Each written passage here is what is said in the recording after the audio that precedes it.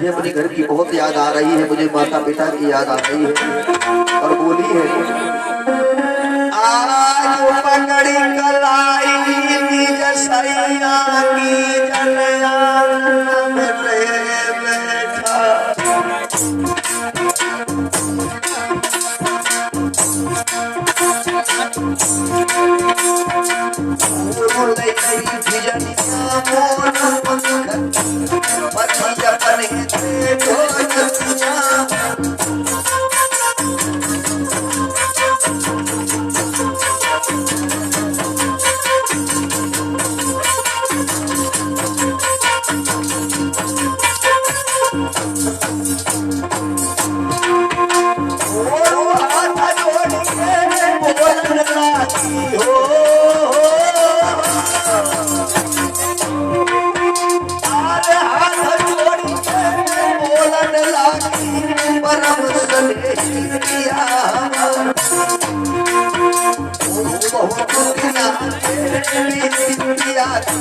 मैया के सूरत नहीं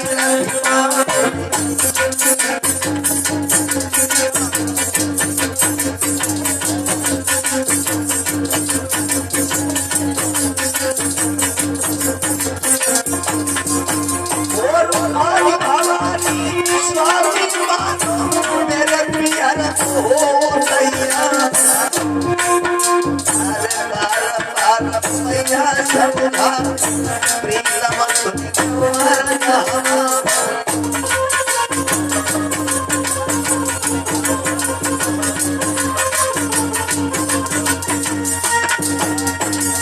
हाथ जोड़ कर पाठाचार्य ने जवाब दिया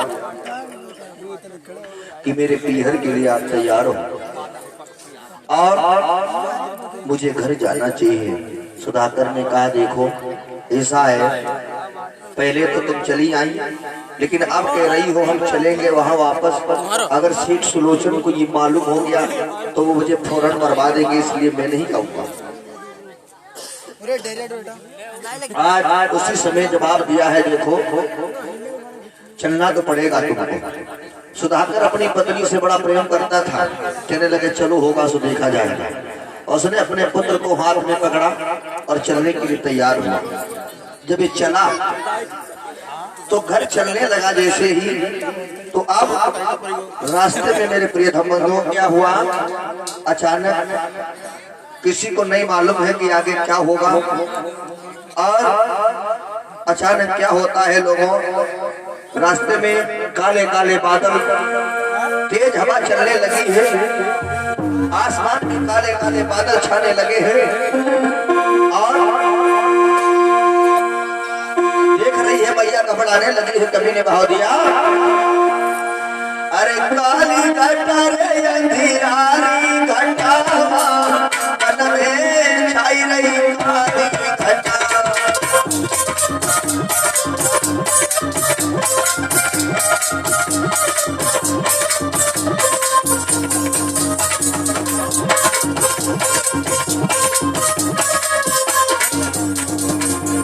अरे काली घटा रे अंधियारी घटा, अरे काली घटा रे अंधियारी घटा मन में छाई रही काली घटा भैया।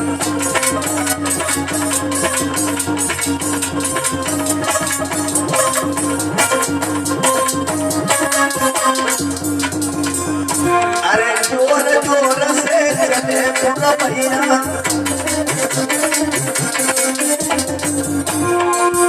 अरे घबराई रही पटकारा भैया,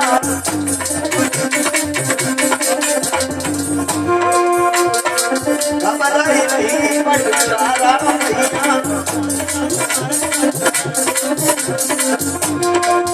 अरे सारी पगली में छाई घटा, सारी पगली में छाई घटा भैया।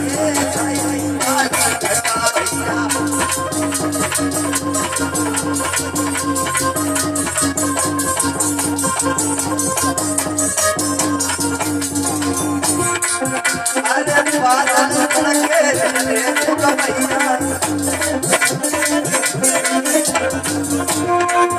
अरे आई गई मैया।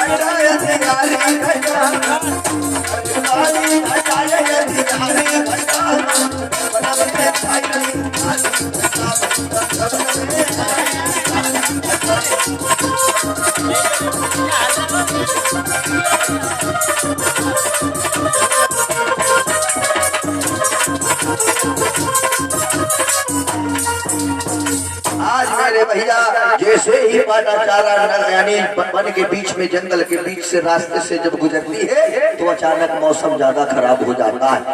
जोर जोर से बादल गरजने लगा है, जोर जोर से पुरवैया चलने लगी है। आज भैया इधर घबराने लगी है और मेरे भैया बहुत तेज हवा चल रही है। अब तो भैया इधर मैया विचार करने लगी अब क्या होगा। मेरे भैया जैसे बीच वन में आ जाती है तो जोर जोर से पानी बरस रहा है। इधर सुधाकर ने सोचा मेरे यानी पुत्र अर्थात मेरी पत्नी की तबीयत खराब हो जाएगी, तो उसने सोचा मैं अपने पुत्र और पत्नी के लिए कहीं यानी एक छोटी सी कुटी अर्थात वर्षा से बचने के लिए व्यवस्था करता हूं। तो इसने फौरन क्या किया, आज एक घास लेने के लिए चला, अर्थात इधर उधर घास फूस जब लेने के लिए चला जाता है और कहा तुम यहीं पर बैठ जाओ और मैं अभी थोड़ी देर में आ रहा हूँ। लोगों जब ये घास लेने के लिए चला तो कुछ दूरी पे चला, इसने क्या देखा कि बहुत सुंदर सी जैसे झाड़ी है, घास फूस हाथ लेने के लिए जब चला तो इसने जैसे ही हाथ पतवार बढ़ा लेने के लिए हाथ आगे बढ़ाया, काटने के लिए आगे बढ़ाया तो नहीं मालूम था उस झाड़ी में क्या बैठा हुआ है। उसमें काला नाग सर्प बैठा हुआ था। लोगों उसने पाटाचारा के यानी पति सुधाकर को डस लिया।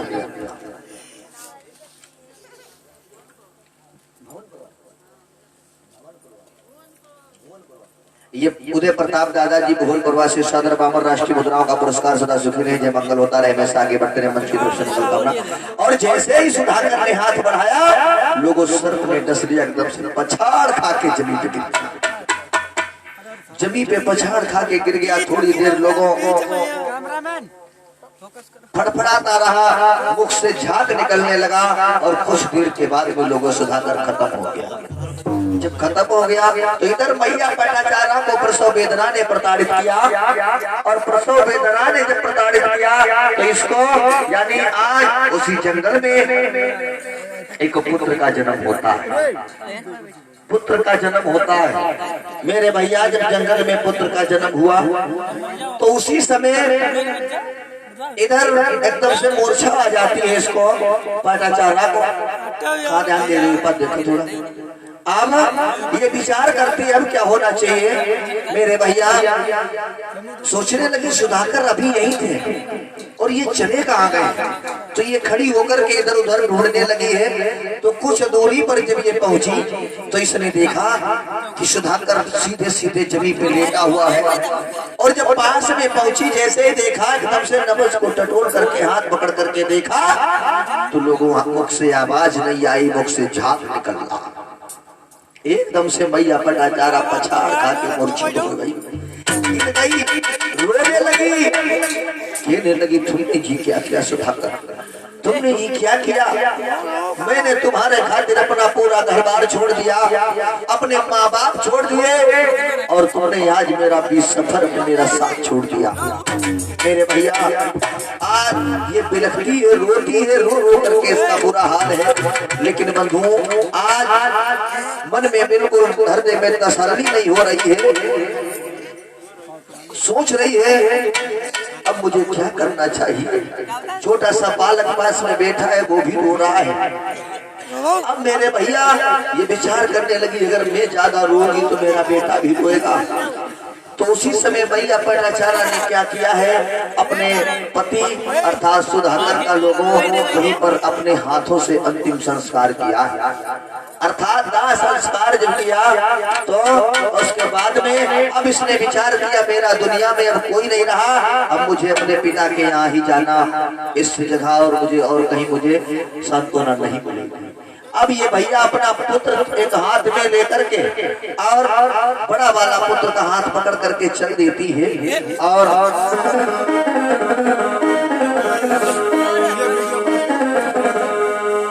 चल देती है उसी समय कि अरे जाने बेटन कोली हो संग और मात जब घर की सीधर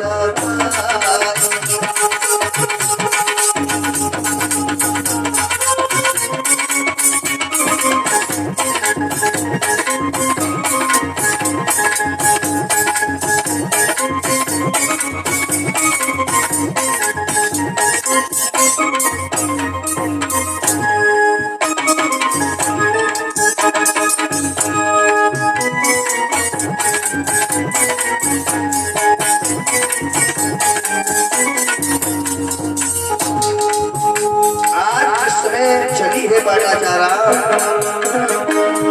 जाने घर की सीध लगाई, मात जब घर की सीध लगाई,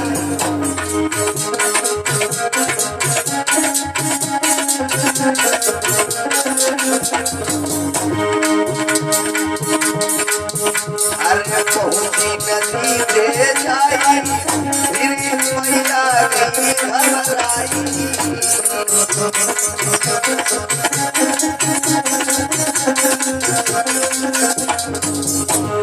चलती चली जा रही है, रास्ते में एक नदी पड़ी तो ये रुक गई।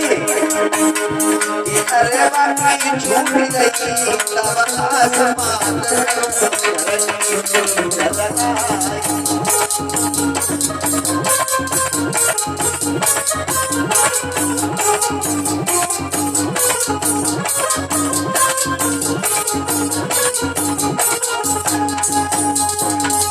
रास्ते में एक नदी पड़ती है कक्को। जब रास्ते में नदी पड़ती है तो ये नदी को देख करके रुक जाती है। आजा। अब मेरे भैया ये विचार करती है कि हमको नदी के उस पार कैसे जाना है, हम कैसे उधर जा पाएंगे, हम उधर कैसे जाएंगे। तो लोगों देख रही है, बड़ी विचार कर रही है। तो कुछ लोग कुछ देर के बाद में इसने कुछ लोगों को जाते हुए जब देखा तो मैया पटाचारा को एक रास्ता नजर आ गया। अब ये अपने एक उसी नदी में मतलब प्रवेश करके घुसी है। जब अंदर घुसी है, अंदर जाने के बाद इसने एक पुत्र को क्या किया, रुको, एक पुत्र को इसने उस पार रख दिया, यानी दूसरे पार रख दिया। बेटा अभी जब बताएंगे तब कूदना। अब उसने उस पार रख दिया।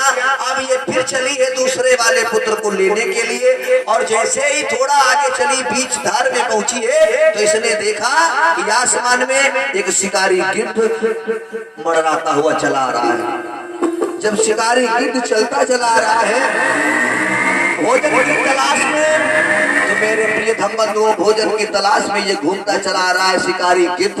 तब इसकी नजर पटाचारा के पुत्र पे पड़ जाती है। जब पटाचारा के पुत्र को इसने देखा, अब सोचने लगा इससे अच्छा भोजन मुझे कहीं नहीं मिलेगा।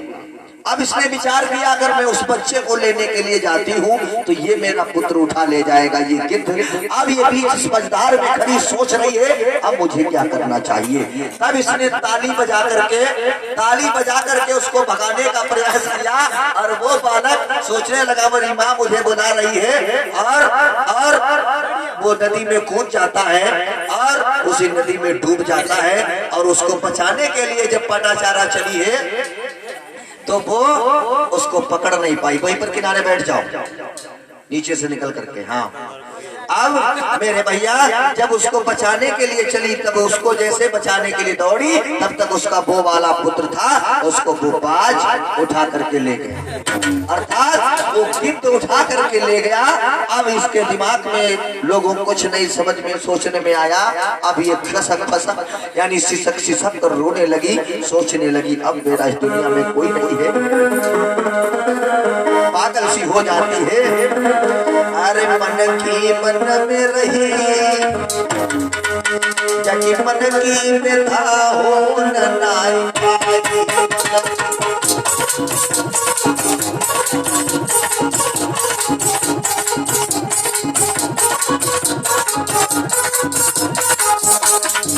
आज पटाचारा ने अपना सारा श्रृंगार बिगाड़ लिया, सारे कपड़े फाड़ करके फेंकने लगी, सोचने लगी ये क्या हो गया। एक तो उसका पति खत्म हो गया, उसको दुख बर्दाश्त नहीं हो पाया, और दूसरी तरफ उसके दोनों बेटे खत्म हो गए। उतना दुख कौन बर्दाश्त कर सकता है, पागल हो जाती है। छोड़ गए पिया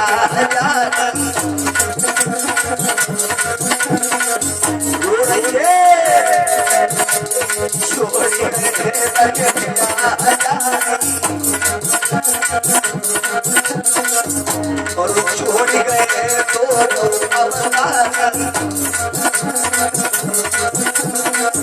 और छोड़ गए तो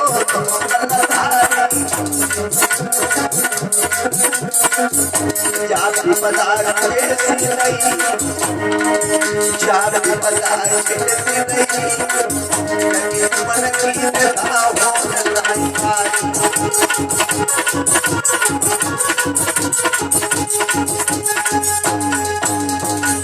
आज मेरे भैया जिस प्रकार से मैया विचार करती भाई सोच रही है क्या होगा, तो ये अपने दुख को बर्दाश्त नहीं कर पाई, आपस में बदबदाती हुई, पता नहीं क्या बातें करती भाई अपने गांव के नजदीक जैसे पहुंची तो एक बूढ़े व्यक्ति ने इसको देखा।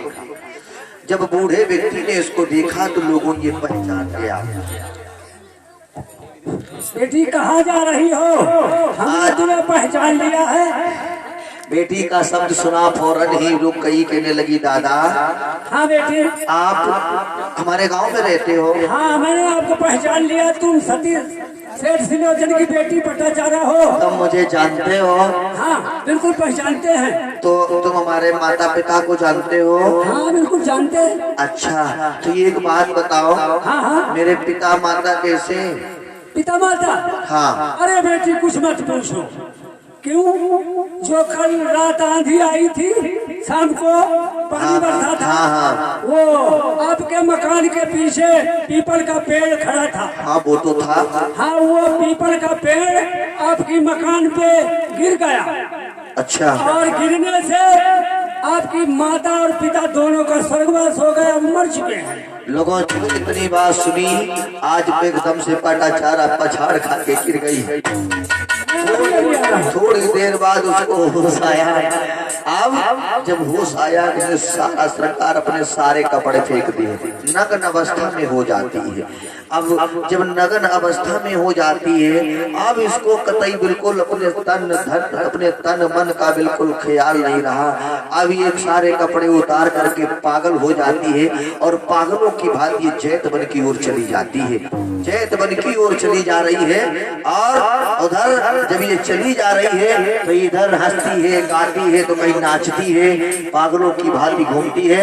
इधर जैत वन में करुणा के सागर, दया के भंडार महाकाणिक सम्यक संबुद्ध अपने शिष्यों के साथ में धर्म उपदेश दे रहे। एक बार जोरदार भगवान बुद्ध।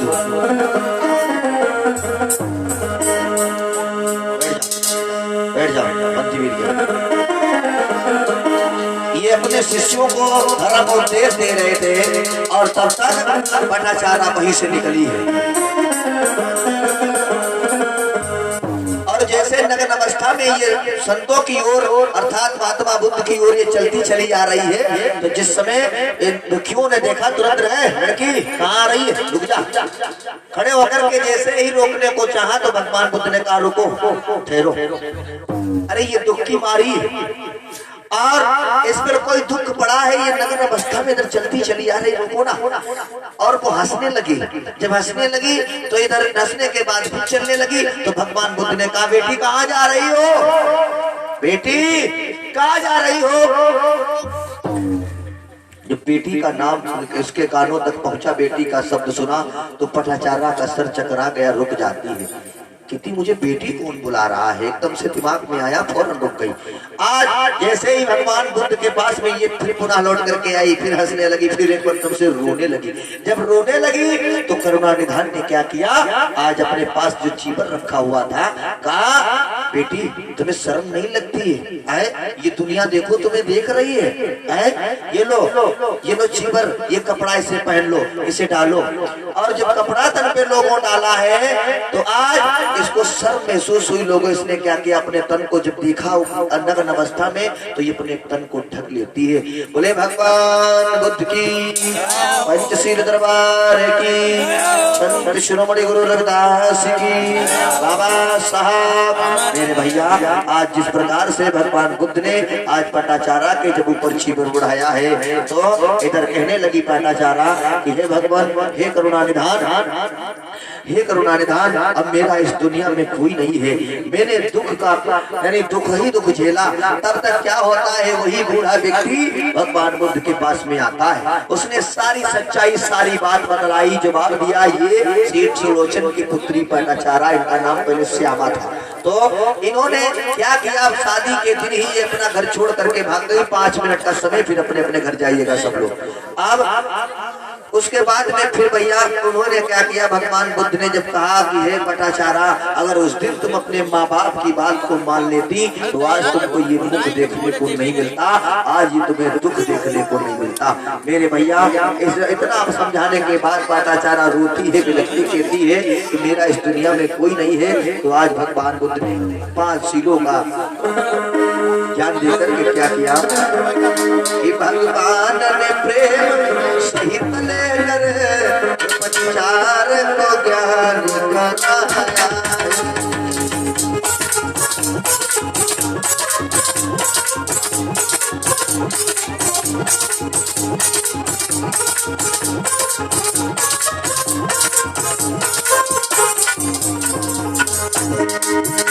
भगवान ने प्रेम सहित लेकर उपचार को ज्ञान कराया है।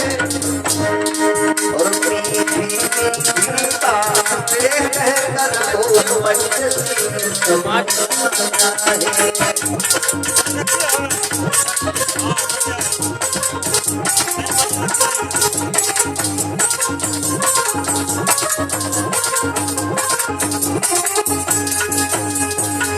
इस तरीके से भगवान बुद्ध ने पाटाचारा को नग्न अवस्था पे चीकर उड़ाया। आप सभी बहनाएं, सभी माता अपने अपने स्थान पर खड़ी हो जाए। और क्योंकि आप लोगों ने बड़ा सुंदर पावनमयी प्रसंग सुना, मुझे आशा ही नहीं बल्कि पूर्ण विश्वास है इस कथा से ये शिक्षा मिलती है, जितनी भी मेरी बहन बेटियां हैं, कभी भी गलत कदम उठाने से पहले एक बार जरूर विचार कर लेना चाहिए। जब सभी का मन एक प्रकार का होता है तो विवेक से काम ले, तभी कल्याण होता है।